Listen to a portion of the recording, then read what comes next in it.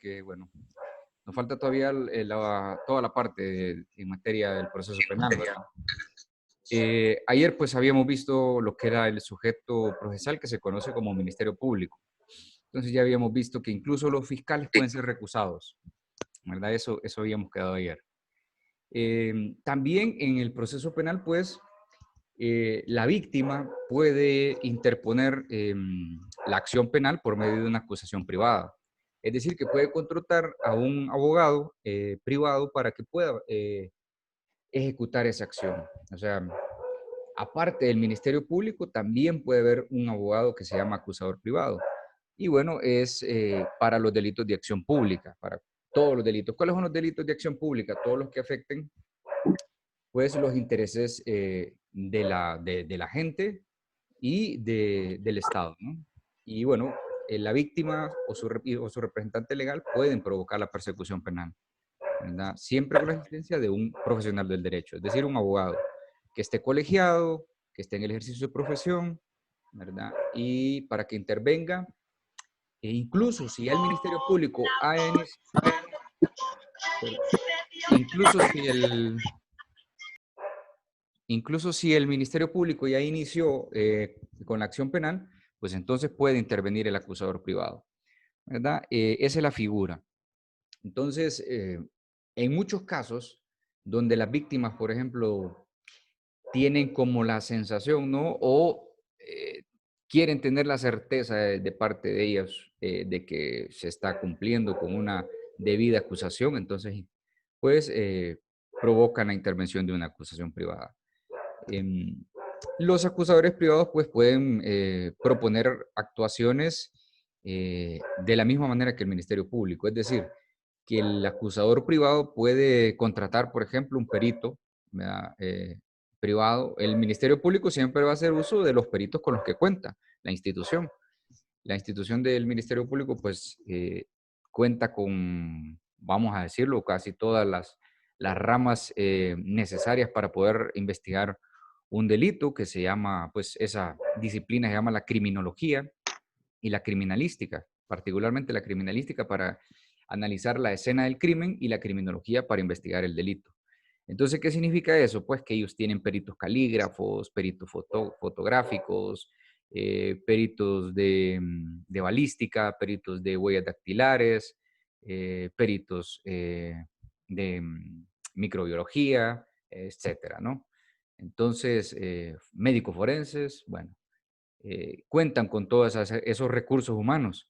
Y el acusador privado puede también aportar este tipo de actuaciones. Eh, lo único que sería, pues, a través de un perito particular, ¿no? Y contratado por ellos mismos, por esa parte. Bueno, en la función, en la representación de la víctima también puede ser por una asociación, es decir, si hay eh, varias víctimas en una acción delictiva, pues pueden asociarse y contratar a un acusador privado, ¿verdad? Como les digo, para acompañar ese proceso de acusación que lleva el Ministerio Público. El 99 pues, nos habla también de cuáles son los requisitos, ¿no? Que establece la acusación privada y qué pasa cuando hay una separación o un abandono, ¿no? De la acción privada. Es decir, que si la acción deja de ser un delito de carácter público y se vuelve un delito de carácter privado, pues entonces se separa, ¿no? Se va a llevar una acusación únicamente por la vía privada y otra por la vía pública. ¿Cuáles son los delitos de acción privada? Para ponerles un poquito de ejemplo y que quede de alguna manera claro. Bueno, todos los delitos o los delitos que van orientados al honor, ¿verdad? Los delitos contra el honor son las injurias, las calumnias, ¿verdad? La difamación. Y, por ejemplo, otro delito es el expedir un cheque con fondos insuficientes, ¿verdad? Eso es considerado como una modalidad de estafa, pero que afecta únicamente a una persona, ¿no? Al que le emiten el cheque sin fondos. Entonces, eso es un delito que se ventila por la vía de la acción privada. Entonces, tanto el Ministerio Público como el acusador privado pueden acompañar, ¿no? Es la parte de la acusación, ¿sí? Entonces, en este caso serían ellos los encargados de lo que ejecute el demandante, ¿no? En los otros tipos de procesos, de activar, de promover el proceso, de atacar, por decir así, ¿verdad? O de crear una estrategia de ataque para convencer al juez, Abogado, ¿no? se le escucha entrecortado. ¿Se escucha entrecortado? ¿Todos me escuchan entrecortado? No, ahorita no. No, no, no se ve bien. Ahorita no. Yo Ok. la escucho bien. La clase se está grabando, ¿eh? Si hay alguna duda, pueden revisar de nuevo el video en el Moodle, bueno, el enlace, ¿no? Y si persiste la duda, entonces me la hacen saber, como siempre. Bueno, continúo. ¿No hay dudas con eso del Ministerio Público y la acusación privada? ¿Estamos bien? Sí. Bueno, pues, bueno. Entonces, seguimos con el imputado. Hay hasta un meme, ¿no? De esto, de que dicen que el imputado no es aquel que esté enojado, sino que es el acusado, pues, ¿verdad? Bueno, el acusado obviamente es, pues, la persona en torno a quien gira el proceso en materia penal, ¿verdad? El sujeto procesal fundamental en la materia penal es el imputado. Sin imputado no tenemos caso, ¿verdad? Usted puede tener un delito, pero si no tiene un imputado, ¿a quién, o sea, cómo va a judicializar ese caso, ese delito? O sea, vamos a tener nada más la acción, pero si no tenemos a quién acusarlo, entonces nos falta prácticamente el, el- el sujeto que va a ser el protagonista. No es la víctima, la protagonista, como a veces se tiende a orientar, ¿no? El pensamiento de que el protagonista en el proceso penal son las víctimas. No, es el imputado, ¿verdad? Porque el proceso penal tiene ese enfoque de acusar y de, obviamente, que se pruebe que esa persona es culpable. En todo caso, sería inocente, tal como lo veíamos en los principios, ¿verdad? Entonces, a partir del artículo 101 y siguientes, pues encontramos lo que es la persona del imputado y lo que menciona es eso, pues que se va a considerar imputada a toda persona, ¿verdad? En virtud de querella o de requerimiento fiscal que se le atribuye a la participación en la comisión de un hecho delictivo o de una falta. Entonces, ese es el imputado, ¿verdad? ¿A quién se está acusando? Podemos tener delito, les digo, pero si no tenemos el imputado, no hay proceso. Ahora, por eso el 102 habla de la identificación, ¿verdad? De la identificación que se requiere, ¿no? Para el imputado.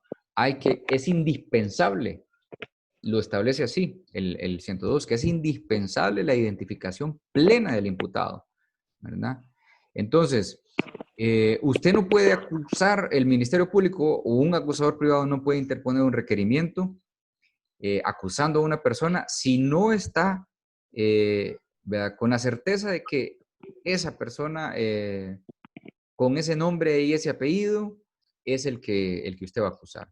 Se puede equivocar, eso no quiere decir de que no se pueden equivocar, ¿no? Consecuentemente lo que se va a obtener al final pues es una sentencia absolutoria. Al menos así lo espera el ideal de justicia, ¿no? Que no vayan a condenar a un inocente. Pero hay que individualizarlo. Usted no puede interponer un requerimiento solo escribiendo en el requerimiento que se llama Juan Pérez el señor. No. Usted tiene que poner que se llama Juan Pablo Pérez o Pedro Pablo Escobar Gaviria, ¿verdad? Con número de identidad 0401-1985-01258. Ese es mi número de identidad, pero tienen que individualizarlo así porque en caso contrario, en ese defecto, pues sería complicado la persecución de ese imputado, ¿verdad? Por ejemplo, para el libramiento de una orden de captura, ¿cuántos Pablos Escobares pueden haber o cuántos Juan Pérez pueden haber? Bueno, pueden haber muchos. Entonces hay que individualizarlo.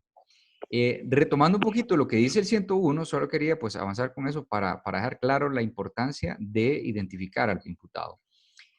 Ustedes han escuchado que a los imputados o a las personas cuando las detienen, pues les leen los derechos, ¿no? El 101 nos habla de esos derechos, ¿verdad? Lo primero que dice, pues que lo que se le va a leer, pues la forma clara y precisa, ¿verdad? ¿Cuáles son los derechos, los delitos que se le acusan? ¿Verdad? En primer lugar, eso. La autoridad que lo detiene le indica en el acto que lo detiene de forma clara, o sea, tiene que dejarle claro y preciso cuáles son los hechos que le están acusando, ¿verdad? También tiene que permitirle de manera inmediata, creo que está con el micro, ok, tiene que permitirle comunicarse de manera inmediata, ¿verdad? El hecho de que lo han detenido. Tiene que comunicárselo a la persona que él quiera, ¿verdad? A la persona que él desee. Entonces hay que facilitarle una llamada, como dicen, ¿eh? Siempre hemos escuchado eso, ¿no? Tiene derecho a una llamada, tiene derecho a que sepa por qué lo estamos deteniendo. Además de eso, pues tiene que ser asistido, ¿verdad? Por un profesional del derecho. O sea, puede llamar a la persona que él desee y además puede llamar a un profesional del derecho. O sea, son dos llamadas, ¿verdad? Que no le vayan a decir a su imputado que solo le dieron una, ¿verdad? ¿Por qué? Porque naturalmente, pues todos tenemos alguien con quien estemos vinculados, familia, amigos, y necesitamos comunicarlo, ¿no? Y además buscar un abogado. El cuarto derecho que tiene es entrevistarse privadamente con su defensor, ¿verdad? Tiene que proporcionársele un espacio para que pueda hablar en privado con el abogado. Obviamente para que les ponga cuál es su versión, ¿no? A su abogado, a fin de que antes de que vaya a prestar antes de que preste cualquier declaración, ¿no? Tiene derecho a abstenerse a formular cualquier declaración, es decir, a permanecer callado, ¿verdad? Porque hasta hemos escuchado, ¿no? En las películas, en los programas de televisión, tiene derecho a permanecer callado o lo que diga puede ser usado en su contra, ¿verdad? Entonces, ese es el quinto derecho que se le tiene que manifestar. También, pues, tiene el numeral 6, habla de que a que no se le empleen en su contra medios de cualquier modo lastimen su dignidad personal, es decir, a proteger su integridad personal, ¿verdad? Bueno, ese es otro tema, ¿verdad? A ver si es cierto que tienen a todas las personas así. Aún a los que prestan colaboración, pues a veces se pasan de la mano los oficiales. También, pues, tiene derecho a no ser sometido a ningún tipo de técnica, método o, ¿verdad? Método que altere su capacidad de conocimiento, comprensión. ¿Qué supone esto? Pues malos tratos, que lo amenacen o que lo sienten en una silla. Tenés que decir que vos fuiste, ¿verdad? Porque si no decís que vos fuiste, la vamos a agarrar contra tu familia o la vamos a agarrar contra alguien querido tuyo. Entonces, ¿verdad? Además de que no lo pueden torturar, de que no lo pueden golpear, no pueden, ¿verdad?, amenazarlo con ese tipo de cosas. No pueden aplicarle fármacos, o sea, no le pueden, aquel famoso, pues, tabú, ¿no?, de que le pueden aplicar a alguien el suero de la verdad, pues nada de eso, ¿verdad? No se le puede aplicar ningún tipo de fármaco, ningún método de hipnosis y tampoco le pueden aplicar el polígrafo, ¿verdad? O un detector de mentiras a una persona que sea detenida. ¿Sí? El numeral 7 de este 101 nos lo dice. ¿Qué más? Bueno, a que no se le empleen. Abogado, Dígame. ¿hay excepciones para hacer lo que usted acaba de decir o no? No, en lo absoluto, no hay ninguna excepción. La única excepción que puede haber es que pues existe un imputado que penda sobre él una orden de captura y que pues él se oponga, ¿no? Se dé la fuga, o sea, que la autoridad lo requiera y le diga, señor, lo estamos deteniendo porque está esta orden de captura en contra suya, se le acusa por el delito de homicidio, vamos a decir, ¿verdad? Tiene usted derecho a llamar a una persona que usted desee, tiene derecho a comunicarse con su abogado, hablar en privado con su abogado, etcétera, ¿no? Pero si la persona en el momento que hacen eso se da la fuga, pues la autoridad pues tiene la facultad de darle persecución, ¿verdad? Darle persecución y si en esa persecución requiere el uso de la fuerza, pues es una de las facultades que ellos tienen, pero siempre el uso de la fuerza es la última instancia que deben recorrer, ¿verdad?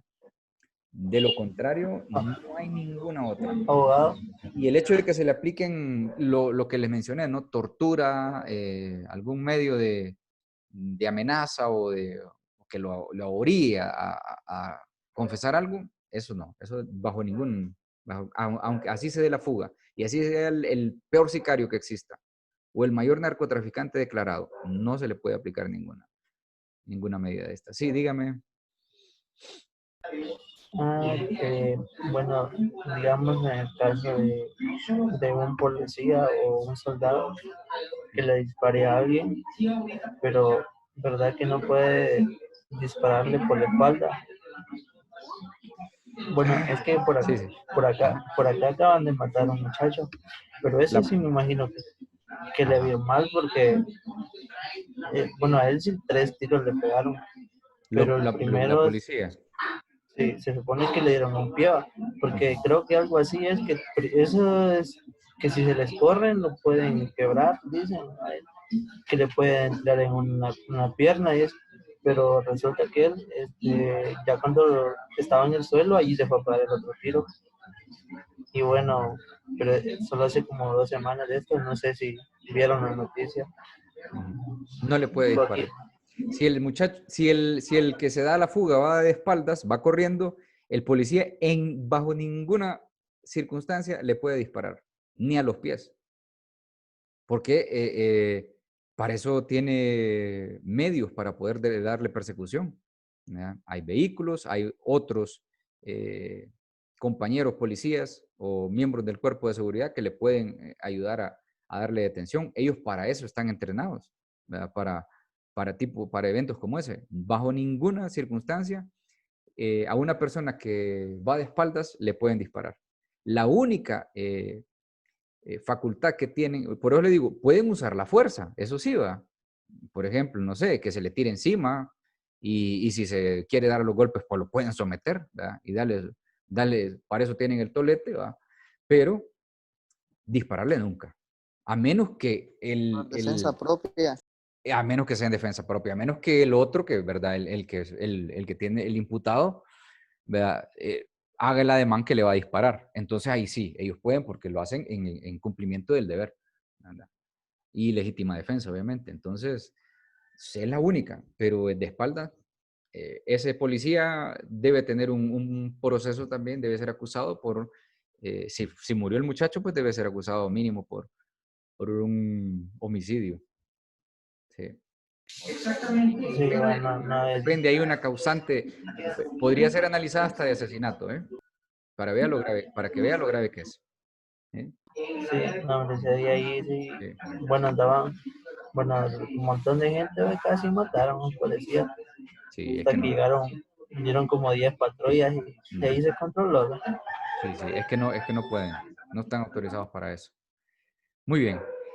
Bueno, se nos va a acabar el tiempo y no voy a terminar. Entonces, les decía, bueno, todos esos son los derechos. Los que están en el 101, van a ver ustedes, son 11 derechos que hay que leerle, ¿verdad? A ser asistido por un intérprete. Si la persona es extranjera, por ejemplo, hay que ponerle un intérprete.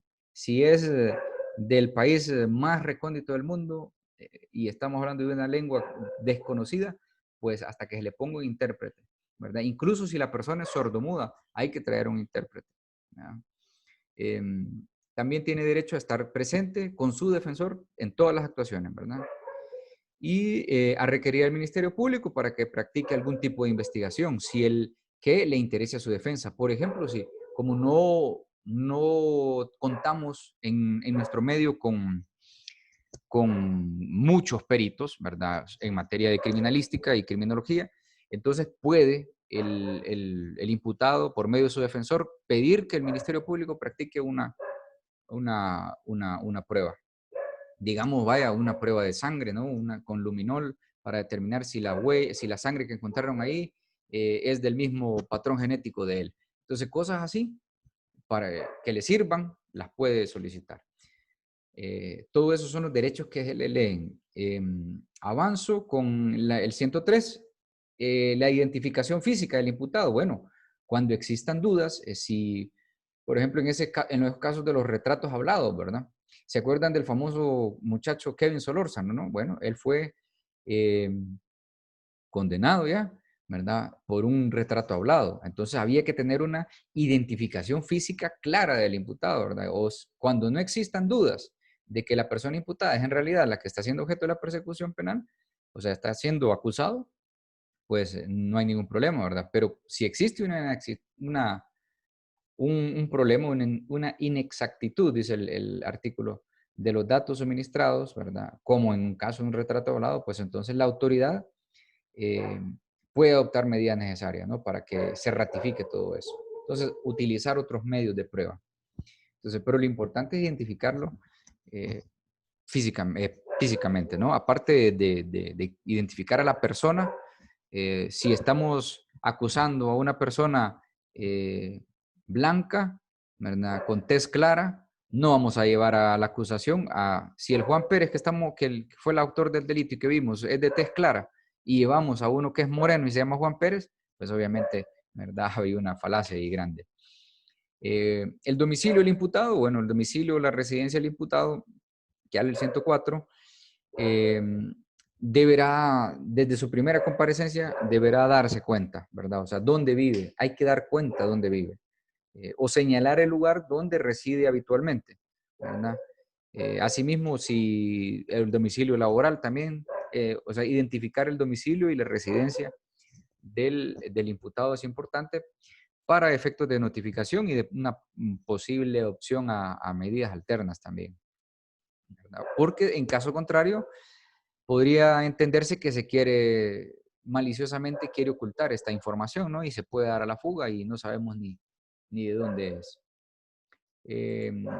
El 105 habla de una incapacidad sobreviniente del imputado, es decir, en los casos que el imputado, vaya, si el que comete el delito, por ejemplo, es una persona con discapacidades mentales, entonces necesita un tratamiento especial, incluso lo que a continuación dije el 6, pues eso, ¿no? Un internamiento para determinar esa incapacidad. Tiene que ser un psiquiatra y un facultativo que determine si efectivamente hay una incapacidad del imputado, ¿verdad? Y el 107 habla de las extracciones corporales, perdón, y extracción de muestras del imputado. Es decir, para la determinación de la verdad, el juzgado, el órgano jurisdiccional, puede, a petición de la parte interesada, ordenar que se practiquen a la persona del imputado o sospechosa, ¿verdad? Del delito, puede exigir que se le practiquen exámenes corporales, ¿verdad? Es decir, exámenes de sangre o una prueba toxicológica, ¿verdad? De orina, cualquier tipo, ¿no? Siempre y cuando pues no lastimen al pudor ni a la dignidad del que está siendo examinado, ¿verdad? Cuando sea imprescindible un examen de este tipo, pues pueden practicarse incluso contra la voluntad de la persona imputada, ¿verdad? O sea, sí se la pueden aplicar a la fuerza, ¿verdad? Siempre y cuando no se vaya a afectar al pudor ni a la dignidad. Ya sabemos que una muestra. Ahora, me pueden preguntar, como preguntaba ayer Luis, creo, con el caso del ADN, ¿no? Bueno, deberá de tomarse otro tipo de muestra, un hisopado, por ejemplo, ¿verdad? Con la saliva. Hay otras formas de buscar ADN, no solo a través de la sangre, de un examen de sangre, entonces puede ser por otros medios. Incluso hasta el sudor a veces creo que tiene, o un cabello, ¿verdad? Cualquier residuo biológico de un ser humano, pues tiene ADN. Abogado, una Dígame. duda. Dígame. Bueno, con respecto al artículo 105. Bueno, Sí. entonces si la persona incapacitada comete el delito por la Ujú. incapacidad, usted dijo que tiene que ser atendido por un psiquiatra, ¿va? Tiene que determinarla Y- un competente, ¿verdad? Un ah, facultativo a través, bueno, es un proceso de declaratoria de incapacidad en la vía civil, pero que en el fondo tiene que ser un psiquiatra el que lo determina. Ujú. pero inmediatamente, si determina que fue por incapacidad, a la persona se le tiene que asignar, o sea, alguien que pueda controlar el estado de él. Ah, claro, claro. Por eso el 106 nos dice que en los casos de la incapacidad, pues habrá que internarlo, ¿no? O no lo vamos a mandar a la penitenciaría, sino que esta persona necesita pues otro tipo de atención. Y como ha cometido un delito, pues representa pues una, pues, que una amenaza, ¿no? Para el resto de la población, entonces hay que controlarlo. Y lo que corresponde es internarlo en un centro psiquiátrico, ¿verdad? Para que lo Gracias, evalúen. abogado. Excelente. Sí, de eso se trata. Bueno, entonces estamos claros ahí con esa parte. Hay otras situaciones del imputado también que se llama la rebeldía. ¿Qué pasa con la rebeldía del imputado? Bueno, si el imputado, a partir del 108 encontramos esto, si el imputado, ¿verdad?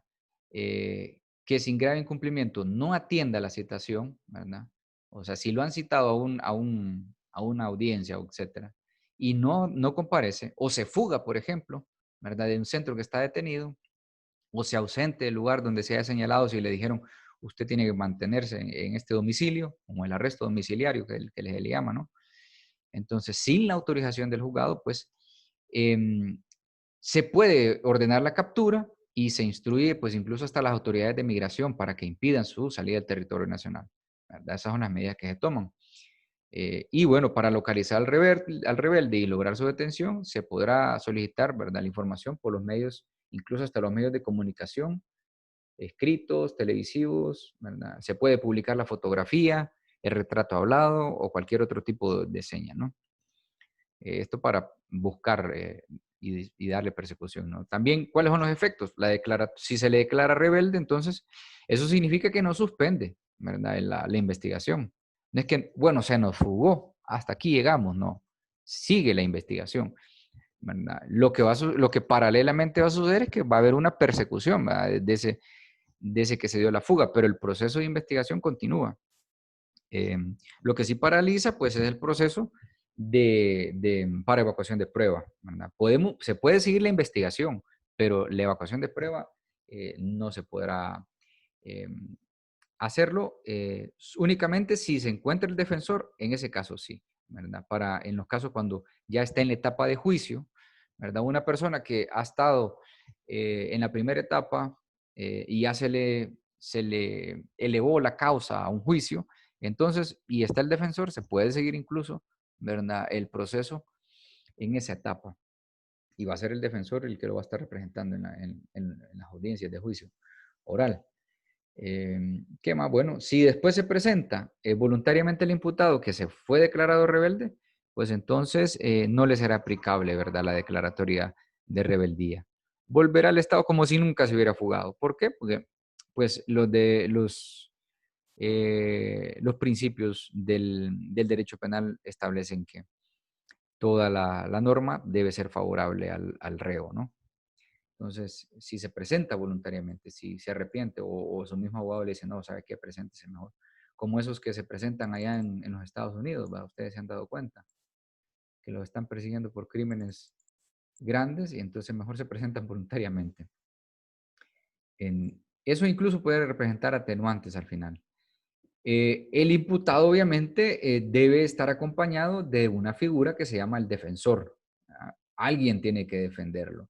Y el defensor pues tiene una modalidad similar a la que veníamos hablando con lo del otorgamiento de poderes, ¿verdad? Hay que hacer un nombramiento del defensor y el defensor además tiene que aceptar ese nombramiento, ¿verdad? Ya el del 112 y siguientes encontramos esa disposición.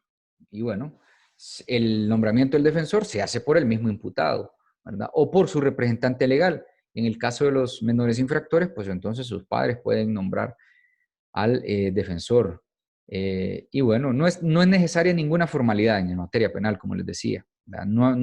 No estará sujeta a formalidades, como en materia civil, pero eso no impide de que si el abogado le dice, bueno, otórgueme un poder general para pleitos o otórgueme un poder especial para este pleito, mediante escritura pública lo pueden hacer. No, eso no es ningún inconveniente, lo pueden hacer.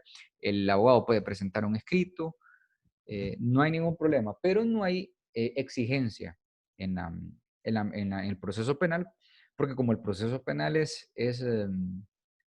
pues al menos en el inicio, en el arranque del proceso es muy rápido, ¿verdad? Cuando detienen al acusado, pues inmediatamente necesita un abogado, ¿verdad? Lo detienen porque 24 horas lo van a poner a disposición del órgano jurisdiccional competente. Entonces, ¿qué significa eso? Que solo tiene 24 horas. Y van a buscar, y si lo detienen a las 8 de la noche y le señalan una audiencia de imputado para las 10 de la mañana el siguiente día, entonces no le va a dar ni tiempo de buscar un notario para firmar un poder para pleitos. Entonces, bastará con que llame a un abogado o que un familiar le llame a un abogado y llegue el momento de la audiencia o llegue donde se encuentre detenido a entrevistarse con él y decirle, bueno, yo voy a representar al señor que está detenido, ¿verdad? Y dialoga con él. Y ya en el acta se hace constar que el imputado le dice, bueno, yo le otorgo poder al abogado Alexis Gabriel o a Eduardo Sarmiento, ¿verdad? Y a eso basta, no necesita más formalidades, ¿verdad? Entonces, la aceptación del cargo, pues también se hará ante la autoridad que corresponde. Es decir, el abogado va a decir, acepto el poder que me está confiriendo el imputado, ¿verdad? Lo acepto y asumo la responsabilidad. ¿Y cuáles son los efectos? ¿Qué dice el 113? Pues el ejercicio del cargo del defensor será obligatorio para el profesional del derecho que lo acepte, salvo excusa fundada, ¿no? Por una causa sobreviniente. Es decir, de que el abogado pues no pueda por alguna causa de fuerza, ¿no? No lo pueda representar. Pero de ahí deberá ejercer la representación de él.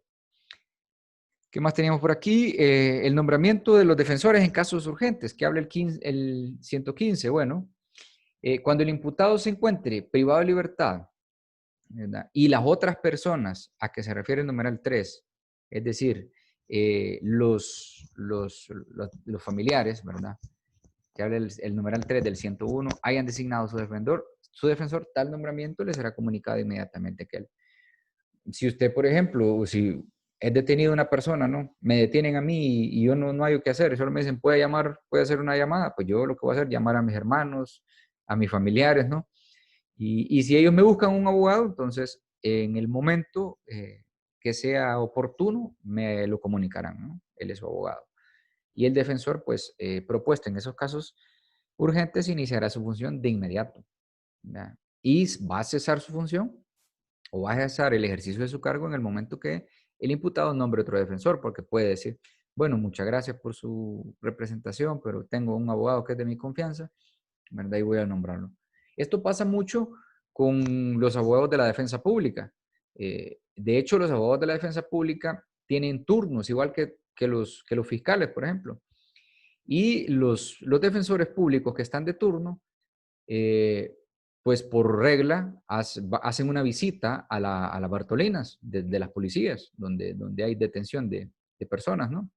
Entonces ellos acuden y les preguntan, ¿y usted por qué le dijeron que lo tienen aquí? ¿Verdad? Ya, ¿usted quiere que lo represente? Entonces a veces las personas dicen, sí, no, ¿ya habló con algún abogado? No ha hablado, entonces yo le puedo apoyar.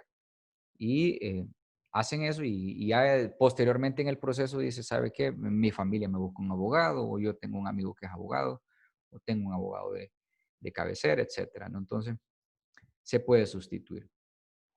No hay ningún problema. Y el 116 habla de eso, de la sustitución del defensor, ¿verdad? Que él es el imputado, el acusado, quien durante todo el transcurso del proceso puede designar un nuevo defensor, ¿verdad? Pero el sustituto no puede abandonar la defensa mientras, ¿verdad? El sustituido, perdón, no puede abandonar la defensa mientras no asume el rol el que le va a sustituir, ¿verdad? ¿Qué pasa cuando el defensor renuncia? Como establece el 117, bueno, solo puede renunciar por una causa justa, como les decía, ¿verdad? Y en caso de renuncia, pues el juez va a fijar un término de 3 días hábiles para que el imputado nombre otro defensor. Si no lo hace, pues entonces el mismo juez le va a nombrar de oficio un abogado de la defensa pública, ¿verdad? Y bueno, la renuncia, eso sí, no puede interponerse inmediatamente antes de la audiencia o durante el curso de ellas. O sea, usted no puede llegar a la audiencia si es el abogado de un imputado, no puede llegar, ¿sabe qué? Renuncio, ya no puedo llevarle el caso, ¿verdad? O durante la audiencia. Bueno, abogado, tiene la palabra para que se manifieste sobre lo que está estableciendo el Ministerio Público y usted como abogado, bueno, su señoría, en este acto interpongo renuncia para representar al imputado. No, ¿verdad? No puede ser, porque si no le va a recaer responsabilidad a usted. Usted tiene que notificarle con antelación a la audiencia, al imputado, para que pueda nombrar, para que tenga esos 3 días hábiles para nombrar otro abogado. El abandono, el abandono de la defensa y el defensor emergente. Bueno, si el defensor del imputado abandona la defensa, digamos el caso que no llegó a la audiencia y no le comunicó tampoco que ya no iba a estar, entonces, y el imputado tampoco nombra un defensor, pues entonces el juez va a nombrar un defensor público de oficio, ¿verdad? Y el responsable del abandono no podrá intervenir de nuevo en el proceso. Si usted abandonó a su representado en un proceso penal, no va a poder comparecer nuevamente. Así que se perdió esos honorarios, ¿verdad? Por descuidado, obviamente, ¿ya? Hay algunos casos que son complejos, ¿ya? O prolongados. Entonces el órgano jurisdiccional puede incluso nombrar en la misma etapa de preparación del debate, ¿verdad? O antes, si lo considera necesario, un defensor público sustituto para que asista, ¿verdad?, a todos los actos del proceso. Es decir, de que esté un defensor público durante el proceso, para que esté pendiente de todo lo que está sucediendo en el proceso, ¿verdad? Pero esto es muy complicado que se dé por la falta de personal que hay en la defensa pública, ¿verdad? Igual, pues, el profesional del derecho que abandone la defensa sin causa justificada deberá ser suspendido por el juez en el ejercicio de su profesión por 3 meses. Esa es la falta grave, ¿verdad? Queda suspendido usted como abogado si abandona la causa de su representado por 3 meses, ¿verdad? Y de eso, pues, el juez va a dar cuenta al Colegio de Abogados para que el Tribunal de Honor le suspenda. Y esto pasa, esto no crean que no se da. Constantemente nos están llegando a nosotros, a nuestros correos, en todas las judicaturas, pues notificándonos, el abogado fulano de tal ha quedado suspendido por tanto tiempo, y es por situaciones como estas. Entonces ustedes, cuidadito, cuidadito, veo su nombre en uno de esos correos. Bueno, de Defensoría Pública y de oficio, igual que en el proceso civil, y como se ha venido mencionando, ¿no? El Estado tiene la obligación de nombrarle un abogado a las personas que no tengan la capacidad para poder pagar uno por su cuenta. Esto de acuerdo a lo que establece el artículo 83 de la Constitución de la República, ¿verdad? Así lo dispone el 119 del Código Procesal Penal. Entonces, el defensor público, pues es el abogado del pueblo, como se le dice, ¿verdad? Y es una persona que está obviamente preparada para estas situaciones. Entonces, siempre hay un defensor público. Un defensor común para varios imputados es cuando lo mismo que decía, creo, en proceso civil también, ¿verdad? Un solo abogado puede representar a varias partes acusadas en este caso. Entonces, pueden haber varios acusados, por ejemplo, en los delitos que se cometen en grupo, ¿no? Entonces, un solo abogado los puede representar a todos. No hay ningún problema, ¿verdad? Abogado, ¿Sí? pero porque hay pocos defensores públicos, como digo. Bueno, por falta de presupuesto, mi hermano, ¿verdad? Así como hay pocos fiscales, pocos defensores públicos, pocos jueces, porque no tenemos presupuesto suficiente. Bueno, que más quisiéramos todos en el Poder Judicial que hubieran más defensores, más jueces, para que la justicia fuera más expedita. Pero pues apenas la Corte tiene el 3%, creo que ya les había mencionado, el presupuesto de la República, entonces no da la cobija para mucho, ¿eh? Ese es el detalle, esa es la falta de recursos. Así como mire usted que en los hospitales no hay medicamentos, pues lo mismo nos pasa a nosotros, no hay recurso humano, ¿verdad? No, entonces. Sí, sí. Bueno, les decía que el número de defensores, el proceso penal tiene una limitante en cuanto al número de defensores, y el 121 lo establece que un imputado no puede ser defendido simultáneamente por más de 2 profesionales del derecho. Usted no puede comparecer, si usted es el imputado, ¿verdad?, con 8 abogados ahí queriendo demostrar opulencia ante el juzgado. No, solo 2, ¿verdad? Y cuando intervengan los 2 defensores, pues los actos realizados en el proceso por cualquiera de ellos se tendrán por efectuados por ambos, ¿verdad? Y la sustitución del uno o por el otro no altera ningún trámite. Es decir, que si a una audiencia comparece uno y la otra audiencia comparece otro, eso no altera en lo absoluto, ¿verdad? Porque los dos tienen el poder otorgado por parte del imputado, ¿verdad? Entonces, pero solo dos.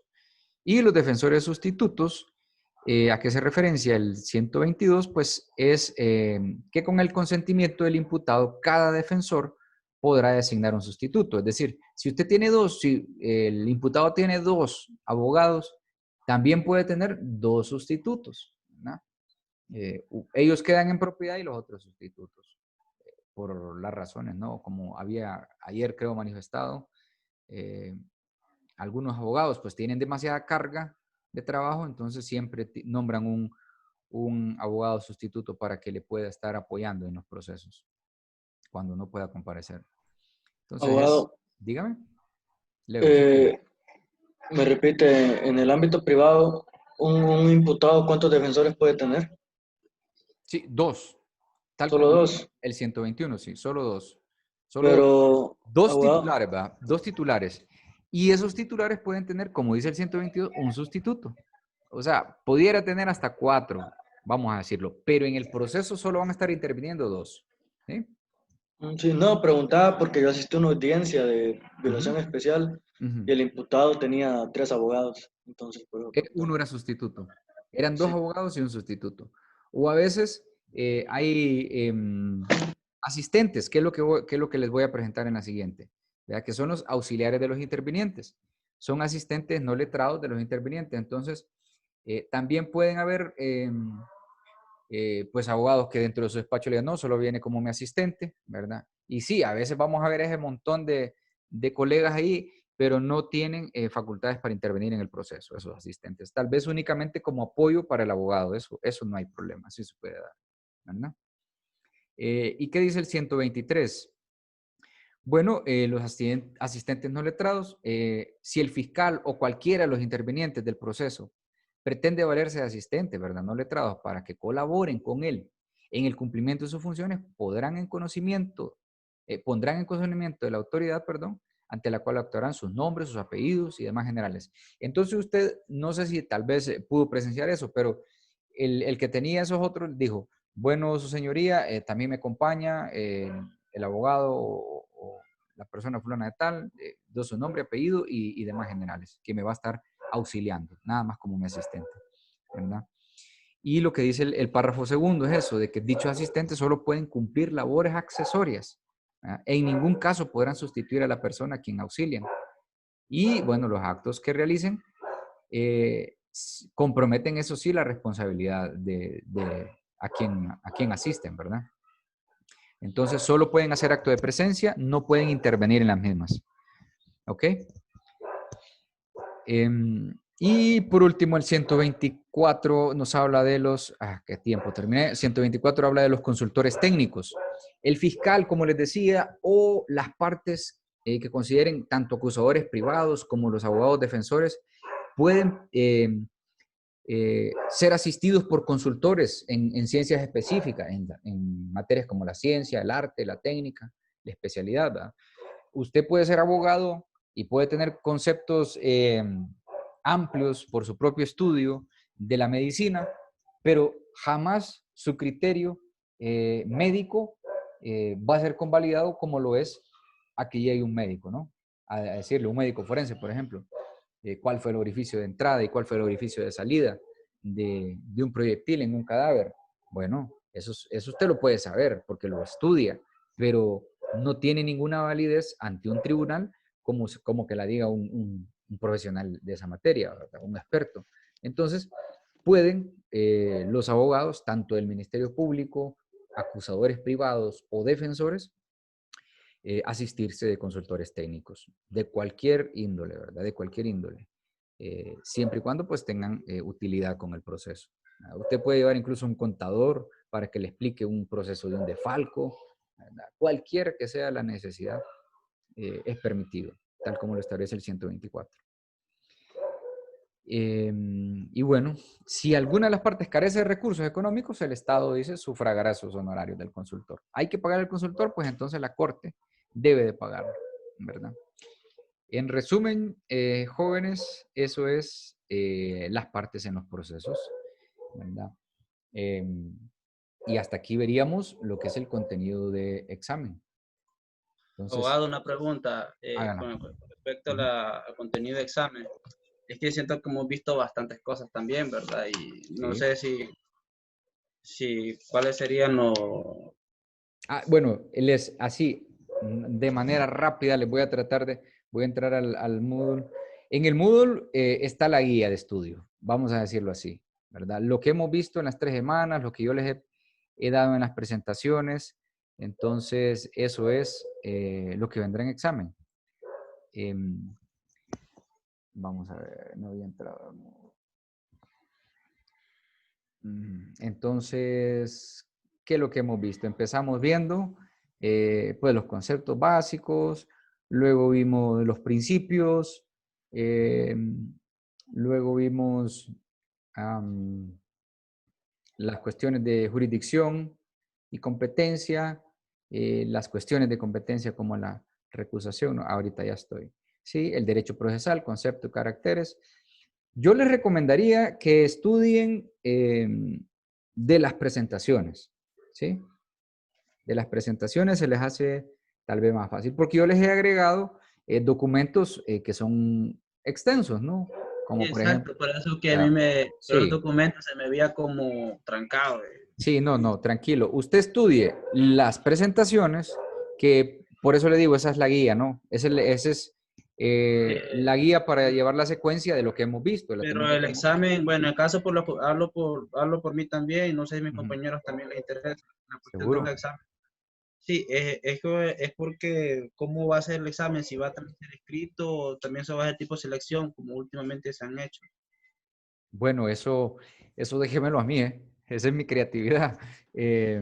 Todavía no he hecho el examen, así yo espero empezar a trabajar en los exámenes el día de mañana para no estar apurado.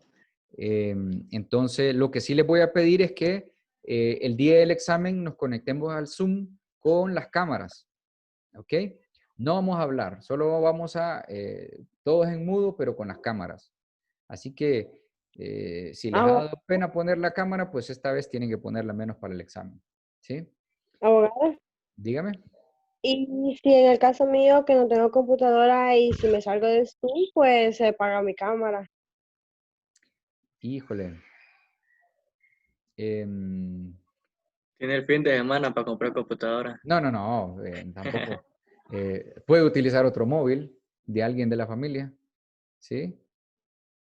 Vea, para hacer el examen. Qué complejo hacer un examen en un móvil, pero bueno, le entiendo también esa parte. Entonces, sí, de alguna manera tienen que buscar, ¿no? Con la pregunta que me hacía, bueno, no recuerdo quién me hacía la pregunta, pero de la temática, guíense por las presentaciones, ¿sí? Ya la presentación esta que les he estado pasando, se la subí desde anoche, ¿verdad? Está en el Moodle. Entonces tenemos 2 presentaciones de esta semana, una de la semana anterior, que es la de jurisdicción. No, hay 2 también. Está lo del principios generales, que es un PDF. Está la presentación de la primera unidad, que es la parte conceptual. Eso básicamente, ¿verdad? Y de ahí, obviamente, apóyense de los códigos, de la ley que hemos visto, y eso es y el examen va a venir de puro análisis, ¿sí? Puros casos prácticos. ¿A Sí. qué hora Abogado. será el examen? Mande. El examen, ¿A ¿cuánto va a qué hora durar? será? A la hora de clase, a las 5. Ya se nos está excediendo el tiempo. El examen va a ser a las 5, la misma hora. Ustedes van a tener de 5 a 7 para poder contestarlo. No creo que el examen, cuando mucho, ustedes van a tener unos 30, 40, bueno, entre 30 a 60 minutos para poder contestarlo. Pero van a poder contestarlo dentro de las 5 hasta las 7, ¿ok? Tampoco va a ser un examen Y con la tarea que dejó, demasiado abogado. extenso. Eso es lo que quiero hablar ahorita. Con la tarea es un poder. Al inicio, Francis me estaba haciendo esa consulta. Ustedes tienen que investigarlo. Este es trabajo de investigación para ustedes. Un poder, otorgamiento de un poder. Búsquenlo en internet, búsquenlo con otros compañeros que hayan llevado la clase y lo redactan un poder como que un familiar suyo le da poder a usted. Usted es el abogado o la abogada, ¿sí? y alguien de ahí de su casa le está otorgando poder. Del caso que sea, no hay problema, ¿verdad? Y pueden hacer un poder por escrito, por comparecencia, por acta de comparecencia o una escritura pública, cualquiera de las modalidades, ¿ok? Y lo suben al módulo. Pueden subirlo en Word, en PDF, cualquier otro procesador de texto. Para el domingo es verdad. Para el domingo, sí, esto vence el domingo, creo que a las 2 de la tarde. Sí, Yo creo que sí. sí, creo que es como tanta tarea que he subido en todas las clases que no me acuerdo. A mí me va a dar algo. Y los de constitucional los tengo igual. Entonces, no, pero a las 2 de la tarde. Pero eso lo hacen rápido. Ustedes solo busquen el formato. Es un formato de una hoja, cuando mucho. ¿Verdad? Entonces, en lo que es el escrito y el acta de comparecencia, ¿verdad? Alguien seguramente se los puede proporcionar. O si no, lo buscan en internet y lo modifican y ya está. Eso es lo que tienen que hacer. Y se van a ganar 10 punticos. Facilito. Mejor ¿Ok? regálenlo de un solo abogado. No, ¿Para qué se hombre. complica? ¿Para No, qué se no. complica? Es que Más se fácil, llama abogado. meritocracia, por favor. ¿Sí? Bueno, pues, entonces, y